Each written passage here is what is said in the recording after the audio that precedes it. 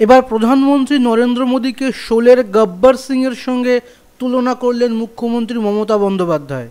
বুধবার হাওড়ায় রাজ্যের প্রথম হিন্দি বিশ্ববিদ্যালয়ের ভিত্তিপ্রস্তর স্থাপন অনুষ্ঠানে গিয়ে মুখ্যমন্ত্রীর কটাক্ষ, একটা মানুষ রাজনৈতিক নেতাকে হয় পছন্দ করে নয় ভালোবাসে, কিন্তু কখনও দেখেছেন দেশের প্রধানমন্ত্রীকে মানুষ এতটা ভয় পায়?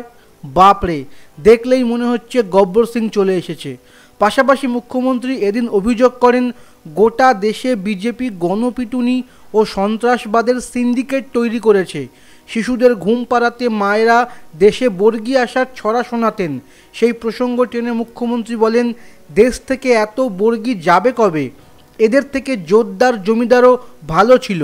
বর্গীদের হাত থেকে দেশকে বাঁচাতে যুব সমাজকে এগিয়ে আসার আহ্বান জানিয়েছেন মুখ্যমন্ত্রী।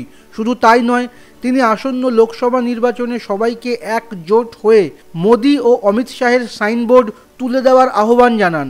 মুখ্যমন্ত্রী এদিন অভিযোগ তোলেন, প্রধানমন্ত্রী একটি শৌচাগার উদ্বোধন করতেও চলে যান আর সেখানে গিয়ে গান গেয়ে আসেন। তিনি বলেন, আমরা এমন করি না, একটা অনুষ্ঠান থেকেই হাজার প্রকল্পের উদ্বোধন করি। এতে সরকারের পয়সা কম খরচ হয়, বিজ্ঞাপনেও সাশ্রয় হয়।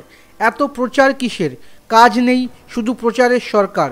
কেন্দ্রের বিভিন্ন প্রকল্পের ঘোষণাকেও এদিন কটাক্ষ করেছেন মুখ্যমন্ত্রী।